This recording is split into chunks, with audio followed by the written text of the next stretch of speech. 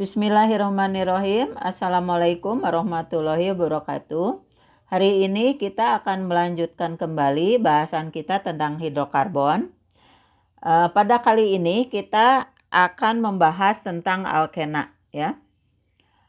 Alkena ini mempunyai satu ikatan rangkap 2 di antara atom karbonnya. Selebihnya ikatan tunggal, ya. Rumus umumnya berbeda dengan yang minggu lalu kita bahas. Yang minggu lalu membahas alkana, itu rumus umumnya kan CnH2n+2. Kalau sekarang alkena, karena ada ikatan rangkap 2, jadi hidrogennya berkurang 2, maka rumus umumnya menjadi CnH2n. Deret homolognya dimulai dari karbon karbon yang jumlahnya 2, karena harus ada ikatan rangkap di antara 2 atom karbonnya, ya. Jadi beda dengan alkana. Kalau alkana kan dimulai dari metana, dari C1. Kalau alkena dimulai dari C2, ya, atau etena. Kemudian ini deret homolognya yang wajib kalian hafalkan, ya. Dimulai dari jumlah C2 sampai jumlah C10, ya. Akhirannya jadi enak, ya. C-nya 2 atau jumlah C-nya 2 itu etena. Kemudian yang 3 propena, 1 butena, 1 pentena, ya. Kenapa ini ada angka 1? Ini menunjukkan posisi rangkapnya. Dimulai dari yang butena, ikatan rangkapnya diapit oleh C ke1 sama C ke2, maka ini rangkapnya disebut berada di posisi C ke1. Beda dengan etena dan propena. Kalau etena itu tidak ada lagi tempat lain, ya, posisi lain, jadi tidak usah diberi nomor. Begitu juga propena, karena propena kalau di sebelah kiri tetap ini disebut C ke1, di sebelah kanan akan nomornya dimulai dari ujung kanan juga, ya. Maka yang ini tidak usah disebutkan untuk etena dan propena, tidak usah disebutkan nomornya. Sedangkan dimulai dari butena, nomornya disebutkan karena posisi rangkap itu bisa saja digeser ke tengah, misalnya ke sebelah kanan. Ini berarti di posisi C nomor 2, ya. Tapi kalau digeser ke kanan lagi jadi C nomor 1 lagi, karena nomornya dimulai dari kanan. Nah, seperti ini, ya. Jadi ini 1 butena, yang bawahnya C5 berarti 1 pentena, kemudian 6, 1 heksena, dan selanjutnya sampai 1 dekena, ya. Nah, tata nama alkena. Nama terdiri dari 2 bagian, ya, seperti halnya juga alkana. Nama cabang dan nama rantai induk. Cabangnya gugus alkil, sedangkan rantai induknya adalah alkena atau rantai C terpanjang yang mengandung 1 ikatan rangkap 2. Kemudian pemberian nomor cabang dimulai dari atom C yang terdekat yang mengandung ikatan rangkap, ya. Kita lihat contohnya. Ini contoh ke-1 misalnya tanpa cabang. Maka nomornya dimulai dari ujung yang terdekat ke rangkap, ya. Jadi nomor 1-nya dari kiri 1, 2, 3, 4. Jadi ada 4, itu butena, ya. Posisi rangkapnya ada di ke-1, jadi namanya 1 butena. Kemudian contoh kedua misalnya ada cabangnya dan ini agak panjang, ya. Kemudian kalian harus perhatikan meskipun ada cabang yang terdekat ke ujung kanan, tapi rangkap 2-nya lebih dekat ke ujung kiri. Jadi nomornya dimulai dari ujung kiri, ya. 1, 2, 3, 4, 5, 6. Seperti itu, ya. Maka yang ini disebut rantai induk, ya. Sedangkan yang tidak termasuk rantai induk adalah cabang. Ini cabangnya adalah metil, ya. Kemudian kita harus hitung, ini kan rantainya ada 6. Jadi ini suatu heksena. Kemudian kita lihat juga rangkapnya diapit oleh nomor 2 dan nomor 3. Maka ini rangkap ini berada di posisi karbon kedua begitu. Sehingga namanya 5 metil ya. Cabangnya ada di C nomor 5, 5 metil 2 heksena. Demikian ya. Nah, kita lanjut lagi sifat-sifat fisik alkena. Itu yang pertama, 3 suku pertama berwujud gas, suku berikutnya cair, dan suku-suku tinggi berwujud padat. Kemudian dapat terbakar dengan nyala yang berjelaga karena kadar C yang tinggi ya. Sekarang kita lanjut lagi dengan sifat kimia dari alkena ya. Yang pertama, reaksi pembakaran. Jadi semua hidrokarbon itu bisa mengalami reaksi pembakaran ya, seperti halnya juga alkana. Untuk alkena, Ibu kasih contoh misalnya ini butena. Butena dibakar dengan oksigen, contohnya dengan oksigen ya. Ini misalnya pembakaran sempurna menghasilkan CO2 dan H2O. Kemudian kita setarakan ya. C-nya di kiri ada 4, di kanan ada 1, jadi di kanan diberi koefisien 4. Kemudian hidrogennya di kiri ada 8, di kanan ada 2, maka diberi koefisien 4. Nah, sekarang kita hitung oksigennya. Oksigennya kan di kiri ada 2. Di kanan di CO2 2 kali 4 ada 8 oksigennya, sedangkan di H2O 1 kali 4, 4. 4 tambah 8 jadi 12 ya. Maka di kiri juga harus ada 12. Ini sudah ada 2 oksigen, maka dikalikan dengan 6. Jadi koefisien untuk oksigen adalah 6. Jadi ini suatu butana dibakar sempurna dengan oksigen, dihasilkan gas CO2 dan air. Kita lanjut lagi. Berikutnya adalah reaksi adisi. Adisi itu artinya penambahan ya. Jadi ditambahkan unsur lain sehingga terbuka ikatan rangkapnya menjadi tunggal ya. Ini contoh ke-1 adisi dengan hidrogen ya. Menggunakan katalis PT atau Ni supaya reaksinya bisa lebih cepat. Nah, sehingga menjadi asalnya etena jadi etana ya. Karena hidrogennya masuk sehingga ikatan rangkapnya terbuka jadi ikatan tunggal. Demikian ya. Kemudian contoh lain lagi misalnya adisi dengan halogen. Fluorin, klorin, bromin, iodin. Ibu kasih contoh misalnya ini suatu propena ya. Diadisi oleh suatu klorin. Maka dihasilkan, nah karena klorinnya masuk ikatannya jadi tunggal rangkapnya terbuka ya. Atau terputus sehingga menjadi ikatan tunggal. Asalnya propena menjadi 1,2 dikloropropana ya. Jadi suatu alkana. Kita lanjut lagi dengan sifat kimia dari alkena yang ketiga ya, yang adisi tadi.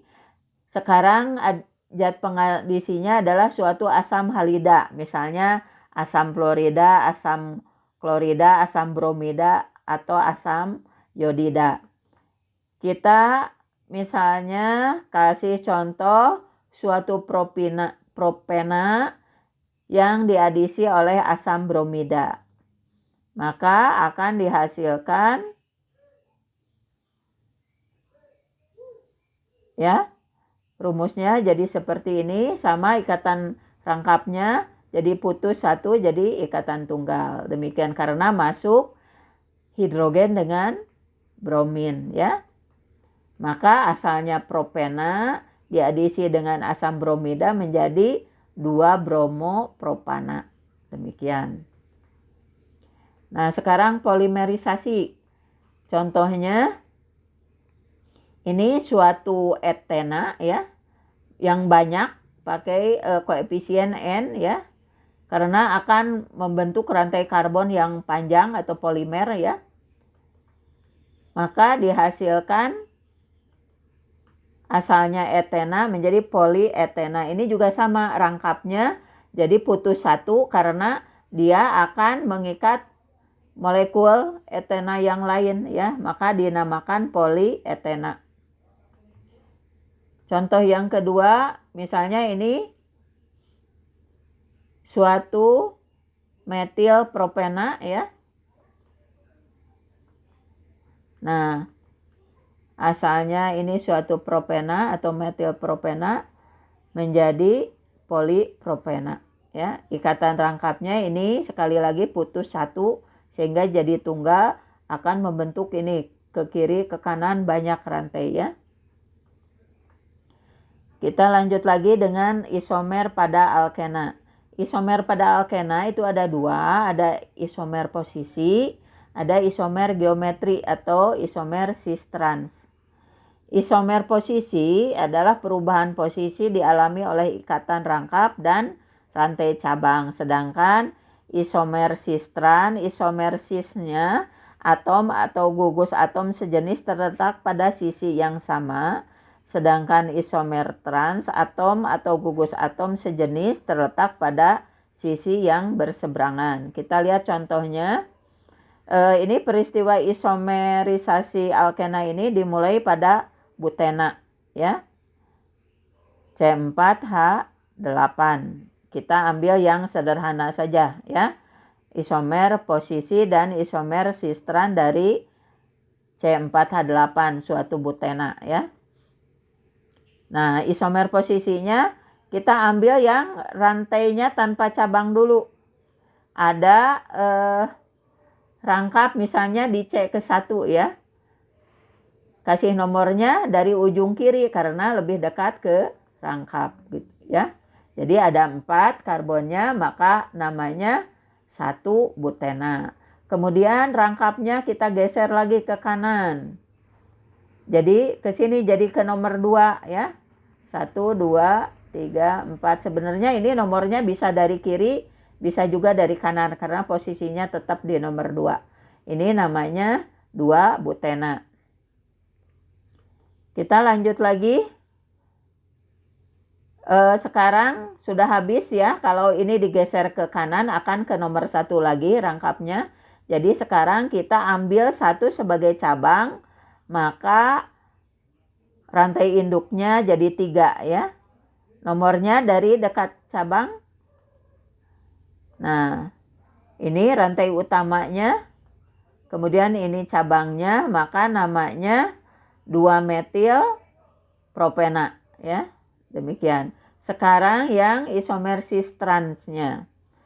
Isomer cis-transnya yang cis 2 butena ini yang bisa dijadikan isomer cis-trans itu yang 2 butena karena posisinya ya, rangkapnya di tengah. Nah, gugus yang sama atau atom yang sama, CH3, H dengan H berada pada sisi yang sama ya. CH3 di bawah, H-nya di atas, jadi ini cis 2 butena.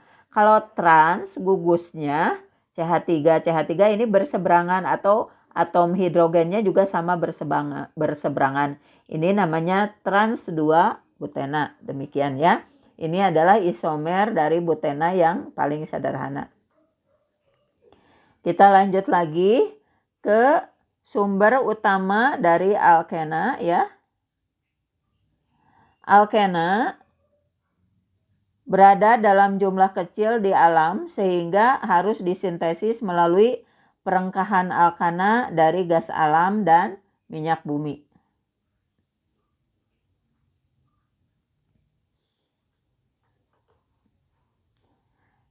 Nah, sekarang kita ambil contoh perengkahan alkana dari gas alam. Kita ambil misalnya gas alamnya etana ya, C2H6. Maka akan menjadi suatu etena ya, dan hidrogennya lepas. Maka menjadi rangkap ya, asalnya tidak ada rangkap menjadi rangkap. Jadi asalnya etana menjadi etena dan gas hidrogen. Yang kedua, perengkahan alkana dari minyak bumi ya, misalnya dari suatu propana ya, C3H8. Maka akan menjadi sama etena ya dan CH4. Jadi asalnya propana mengalami perengkahan menjadi etena dan metana. Perengkahan itu artinya pemutusan ya, atau pemecahan. Nah, kita lihat beberapa contoh kegunaan alkena. Ibu ambil 3 contoh saja ya. Pertama, untuk membuat PVC atau polyvinyl klorida untuk bahan pipa ya. Kemudian polybutadiena ini digunakan sebagai salah satu karet sintetis ya untuk ban mobil. Kemudian ada lagi polistirena, ini sebagai bahan plastik pada peralatan makan. Nah, beberapa dampak penggunaan bahan plastik diantaranya tercemarnya tanah, air tanah, dan makhluk bawah tanah. Racun-racun dari plastik yang masuk ke dalam tanah akan membunuh hewan-hewan penghuni di dalam tanah. Kemudian menurunkan kesuburan tanah karena plastik menghalangi sirkulasi udara di dalam tanah dan ruang gerak makhluk bawah tanah yang mampu menyuburkan tanah. Kemudian pembuangan bahan plastik sembarangan di sungai mengakibatkan pendangkalan sungai dan penyumbatan aliran sungai sehingga menjadi banjir. Kemudian proses pembakaran yang kurang sempurna dan tidak mengurai partikel-partikel plastik dengan sempurna, maka akan menjadi dioksin di udara. Bila manusia menghirup dioksin ini, maka akan rentan terhadap berbagai penyakit, di antaranya kanker, gangguan sistem saraf, hepatitis, pembengkakan hati, dan gejala depresi. Nah, berikutnya adalah beberapa cara mengatasi dampak penggunaan plastik ya. Yang pertama, pengolahan sampah dengan berbasis 3R. Yaitu reduce, reuse, dan replace. Reduce yaitu mengurangi ya, artinya jadi produk berbahan plastik membutuhkan waktu yang sangat lama untuk terurai secara alami, maka oleh karena itu penggunaan plastik harus dikurangi ya. Misalnya di sini ada botol plastik, itu mengurainya membutuhkan waktu 450 tahun ya. Kemudian begitu juga popok, butuh waktu 450 tahun. Beda kalau buah apel itu cuma 2 bulan ya. Kemudian ini cup plastik butuh 50 tahun untuk mengurai ya. Kalau susu karton 2 bulan dan selanjutnya. Jadi bahan-bahan plastik ini butuh waktu yang lama untuk mengurai sehingga kurang baik bagi lingkungan ya. Oleh karena itu penggunaan bahan plastik ini harus dikurangi ya, atau reduce. Kemudian recycle atau mendaur ulang.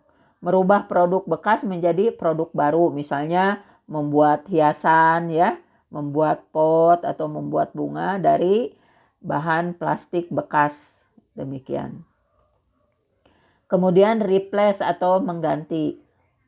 Produk-produk berbahan plastik diganti dengan produk yang lebih mudah terurai secara alami atau lebih ramah lingkungan. Misalnya sedotan dari stainless steel atau daun kelapa kering ya. Kemudian sikat gigi dari kayu yang asalnya berbahan plastik, asalnya dari plastik diganti dengan bahan-bahan yang mudah terurai ya. Kemudian tempat air dari stainless steel. Ini bisa dipakai dalam jangka waktu lama ya. Kemudian sendok dari kayu misalnya. Kemudian yang kedua, Produk berbahan plastik diganti dengan produk yang lebih mudah terurai secara alami, yaitu plastik biodegradable berbahan dasar tepung ya seperti tepung singkong, kentang, dan beras yang dapat diurai oleh alam menjadi CO2 dan biomasa lainnya dengan bantuan mikroorganisme. Untuk sebuah kantong plastik misalnya dapat terurai dalam hitungan bulan saja ya, dalam waktu hitungan bulan tergantung dari material dasar yang digunakan ya. Nah, demikian saja bahasan kita kali ini tentang alkena ya. Nanti selanjutnya kita akan bahas tentang alkuna ya. Mudah-mudahan bisa dipahami. Assalamualaikum warahmatullahi wabarakatuh.